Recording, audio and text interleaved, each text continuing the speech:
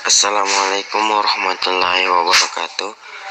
Perkenalkan, kami dari kelompok 2 akan mempresentasikan hasil dari kelompok kami, yaitu perencanaan laba dan penganggaran. Sebelum kita masuk ke materi, perkenalkan nama kelompok saya. Yang pertama, saya sendiri atas nama Muhammad Reza Farhan Rabiun. Yang kedua, Erni. Ketiga, Rasniani. Dan keempat, Indah Fitria. Baik, untuk mengefisienkan waktu, kita langsung masuk saja ke materi yang akan dibawakan oleh saudari Erni. Assalamualaikum warahmatullahi wabarakatuh. Perkenalkan, nama saya Erni. Di sini saya akan menjelaskan materi tentang aspek keperilakuan pada perencanaan laba dan penganggaran. Pertama-tama kita harus mengetahui definisi anggaran.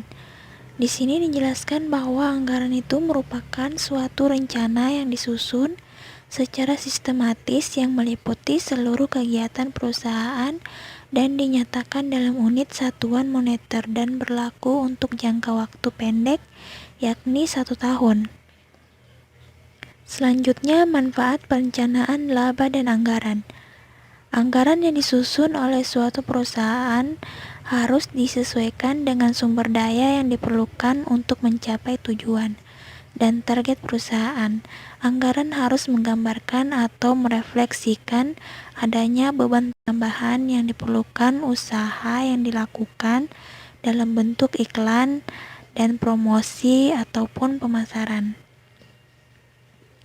Untuk memacu atau mendorong penjualan dan meningkatkan image perusahaan, termasuk estimasi biaya upah dan gaji, untuk mendukung tenaga penjualan yang lebih besar dan memberikan struktur komisi yang lebih menarik dengan harapan dapat lebih memotivasi usaha-usaha penjualan. Selanjutnya, dalam anggaran hendaknya terkandung estimasi cash flow yang berkaitan dengan waktu pengumpulan kas dari pelanggan, pembayaran kas ke supplier, dan mengantisipasi peningkatan beban rupa-rupa. Dengan kata lain, anggaran tersebut harus dibuat secara rinci mengenai bagaimana suatu perusahaan diharapkan beroperasi. Selanjutnya, anggaran memiliki beberapa manfaat pokok, yaitu poin pertama sebagai pedoman kerja. Anggaran berfungsi sebagai pedoman kerja dan memberikan arah serta target-target yang harus dicapai oleh kegiatan-kegiatan perusahaan pada waktu yang akan datang. Poin kedua, sebagai alat koordinasi kerja. Dengan adanya anggaran, semua bagian-bagian yang terdapat di dalam perusahaan dapat saling menunjang dan bekerja sama dengan baik untuk menuju pada sasaran atau tujuan yang telah ditetapkan oleh perusahaan. Poin ketiga, sebagai alat pengawasan atau pengendalian. Anggaran berfungsi sebagai tolak ukur atau alat pembanding untuk menilai dan mengevaluasi realisasi kegiatan perusahaan pada masa yang akan datang. Selanjutnya, untuk mengembangkan suatu anggaran atau perencanaan laba, ada beberapa langkah-langkah penting yang harus dilakukan, yaitu yang pertama, top manajemen harus memutuskan apa yang menjadi tujuan jangka pendek perusahaan dan strategi yang digunakan untuk mencapai tujuan tersebut. Tujuan dibutuhkan sebagai pedoman agar hasilnya dapat dicapai, sedangkan strategi merupakan alat untuk mencapai tujuan tersebut. Poin kedua, sasaran harus disusun dan sumber daya harus dialokasikan. Sasaran merupakan kuantifikasi jangka pendek dari tujuan. Sebagai contoh, tujuan suatu perusahaan adalah dapat meraih pangsa pasar yang lebih luas. Strateginya dengan melakukan promosi dan iklan di berbagai media cetak dan elektronik, sedangkan sasarannya yaitu meningkatkan penjualan sebesar 10% pada tahun berjalan. Poin ketiga, yaitu suatu anggaran yang menyeluruh atau perencanaan laba harus disiapkan, disetujui oleh top manajemen dan dikomunikasikan kepada supervisor dan para karyawan yang terkait. Poin yang keempat ialah profit planning dan comprehensive budget digunakan untuk mengontrol biaya dan menunjukkan permasalahan organisasi dengan cara membandingkan secara periodik hasil aktual dengan apa yang telah dianggarkan. Selanjutnya, fungsi anggaran terbagi menjadi 4, yaitu poin pertama, anggaran berfungsi sebagai alat komunikasi internal perusahaan. Kedua, anggaran menyatakan sasaran dalam kriteria kinerja atau standar yang dapat diukur dan dibandingkan dengan hasil operasi yang dicapai. Ketiga, anggaran mencoba untuk mempengaruhi dan memotivasi baik manajer maupun karyawan untuk terus bertindak dengan cara yang konsisten dengan operasi yang efektif dan efisien serta selaras dengan tujuan organisasi. Keempat, anggaran berfungsi sebagai alat kontrol yang dapat menunjukkan secara nyata kepada manajemen mengenai bagian yang menjadi kekuatan atau kelemahan perusahaan. Anggaran telah menjadi alat manajemen yang diterima untuk merencanakan dan mengendalikan aktivitas organisasi. Anggaran ditetapkan dengan berbagai tingkatan kerumitan dan keberhasilan oleh kebanyakan organisasi bisnis dan nirlaba. Selanjutnya, pandangan perilaku terhadap proses penyusunan anggaran. Yang pertama itu penetapan tujuan.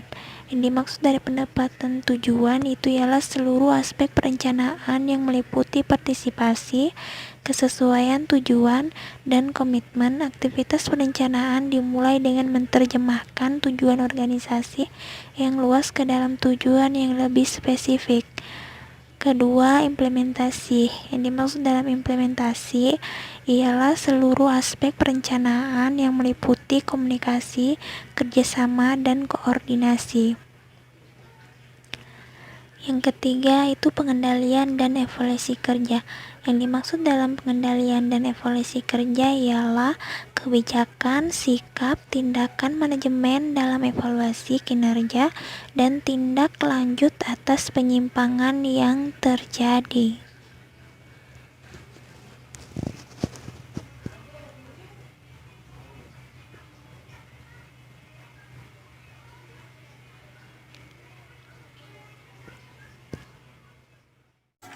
Baik, selanjutnya kita akan membahas tentang konsekuensi disfungsional dari proses penyusunan anggaran. Sebelumnya, perkenalkan nama saya Muhammad Reza Farhan Rapiun dengan stambuk 176602124. Baik, langsung saja kita lanjut. Konsekuensi disfungsional dari proses penyusunan anggaran. Berbagai fungsi anggaran seperti penetapan suatu tujuan, pengendalian, dan mekanisme evaluasi kerja dapat memicu berbagai konsekuensi disfungsional seperti rasa tidak percaya, resistensi, konflik internal, dan efek samping lain yang tidak diinginkan. Rasa tidak percaya. Rasa tidak percaya, walaupun anggaran tersebut dapat disesuaikan untuk kejadian-kejadian yang tidak diantisipasi, anggaran menampilkan rasa tidak percaya, rasa pertumbuhan, dan mengarah pada kinerja yang menurun. Resistensi. Pada proses anggaran memerlukan waktu dan perhatian yang besar.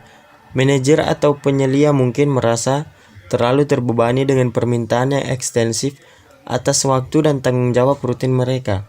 Oleh karena itu, mereka tidak ingin terlibat dalam proses penyusunan anggaran tersebut. Konflik internal. Konflik internal dapat berkembang sebagai akibat dari interaksi ini, atau sebagai akibat dari laporan kinerja yang membandingkan satu departemen dengan departemen lain. Gejala-gejala umum dari konflik ini adalah ketidakmampuan mencapai kerjasama antar pribadi dan antar kelompok selama proses penyusunan anggaran tersebut. Dan yang terakhir, efek samping lain yang tidak diinginkan. Anggaran akan menghasilkan pengaruh yang tidak diinginkan. Salah satu pengaruh lainnya adalah terbentuknya kelompok-kelompok informal kecil yang menentang tujuan anggaran. Kelompok-kelompok ini biasanya dibentuk untuk melawan konflik internal dan tekanan yang diciptakan oleh anggaran tersebut. Assalamualaikum warahmatullahi wabarakatuh. Hai teman-teman semua, namaku Rasniani dan ini adalah materi relevansi konsep ilmu keperilakuan dalam lingkungan perencanaan. Seperti yang kalian lihat, relevansi konsep ilmu keperilakuan dalam lingkungan perencanaan terbagi 4. Yang pertama, dampak dari lingkungan perencanaan. Kedua, ukuran dan struktur organisasi. Ketiga, gaya kepemimpinan. Keempat, stabilitas lingkungan organisasi. Pengertian dampak dari lingkungan perencanaan.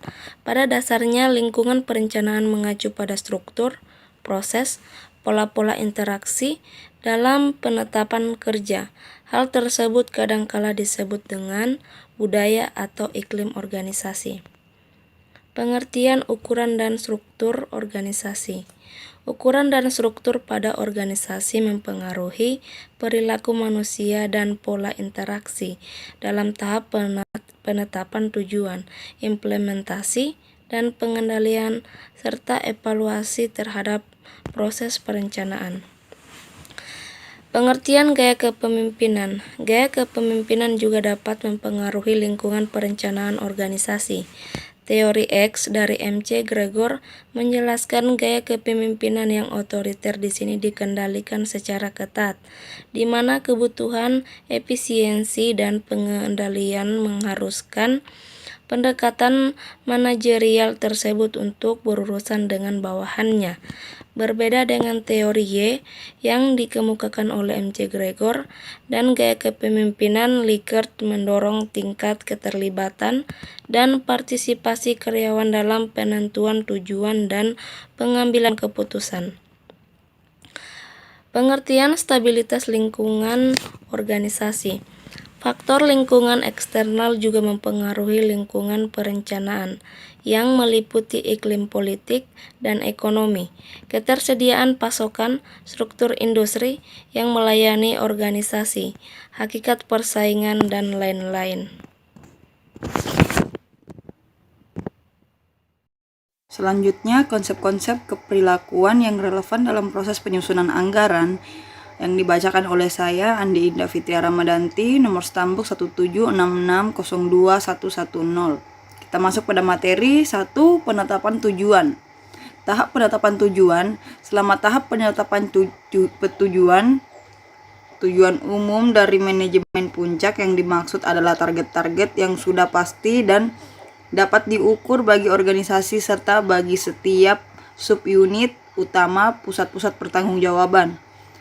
Orang dalam organisasi juga bertanggung jawab atas pencapaian sasaran dan tujuan tersebut. Dengan demikian, fase penetapan tujuan dari perencanaan penuh dengan kekurangan dalam perilaku.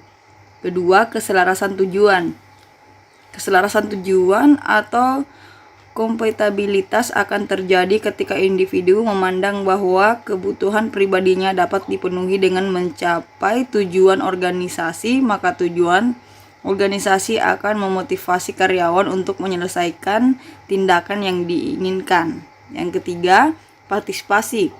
Partisipasi dalam proses penyusunan anggaran diklaim oleh sebagian orang sebagai obat mujarab untuk memenuhi kebutuhan akan harga diri dan aktualitas diri dari para anggota organisasi. Partisipasi adalah suatu proses pengambilalihan keputusan bersama oleh dua bagian atau pihak di mana keputusan tersebut akan memiliki dampak terhadap masa depan mereka yang membuatnya. Partisipasi telah menunjukkan dampak positif terhadap sifat karyawan, meningkatkan kuantitas dan kualitas produksi, dan meningkatkan kerjasama antar manajer. Dan Green menemukan bahwa jika salah hal tersebut diterapkan pada situasi yang salah, maka partisipasi dapat menurunkan motivasi usaha karyawan untuk mencapai tujuan organisasi. Di sini partisipasi juga merupakan inti dari proses demokratis dan oleh karena itu tidaklah alamiah jika diterapkan dalam struktur organisasi yang otoriter. Salah satu alasannya adalah bahwa orang bereaksi secara berbeda terhadap kemungkinan untuk berperan dalam menetapkan standar kinerja mereka sendiri. Mereka akan merasa lebih nyaman jika mereka menerima instruksi yang jelas dan tegas mengenai batasan pengeluaran dan standar kinerja. Alasan lain mengapa partisipasi mungkin tidak berhasil adalah bahwa tidak ada usaha serius yang dibuat oleh menjamin partisipasi dan kerjasama dari para manajer tingkat bawah dan karyawan. Yang keempat adalah manfaat partisipasi. Salah satu manfaat dari partisipasi yang berhasil adalah bahwa partisipan menjadi terlibat secara emosi bukan hanya secara tugas dalam pekerjaan mereka, tetapi partisipasi juga dapat meningkatkan moral dan mendorong inisiatif yang lebih besar daripada semua tingkatan manajemen. Partisipasi yang berarti juga meningkatkan rasa kesatuan kelompok juga dapat gilirannya cenderung untuk meningkatkan kerjasama antar kelompok dalam penetapan tujuan. 5. Batasan dalam permasalahan partisipasi, yaitu partisipasi adalah dalam menetapkan tujuan mempunyai batasannya tersendiri. Partisipasi memberikan kekuasaan kepada manajer untuk menetapkan isi anggaran mereka. Kekuasaan ini bisa digunakan dengan cara memiliki konsekuensi disfungsional sebagai organisasi itu. Adapun sebagai contoh, yaitu para manajer bisa memasukkan slack organisasional ke dalam anggaran mereka, di mana slack adalah selisih antara sumber daya yang sebenarnya diperlakukan dengan cara efisien menyelesaikan suatu tugas dengan jumlah sumber daya yang lebih besar diperuntukkan sebagai tugas tersebut. Yang dimaksud slack adalah penggelembungan anggaran. Beberapa orang berargumentasi bahwa sejumlah kecil slack diperlakukan karena mengurangi sebagian tekanan dan memungkinkan terpadunya tujuan pribadi organisasi sehingga membuat keselarasan tujuan lebih mungkin terjadi. Tetapi slack yang berlebihan jelas merugikan kepentingan organisasi. Slack yang berlebihan membuat batas pengeluaran, kuota produksi, dan standar kinerja menjadi tidak berarti.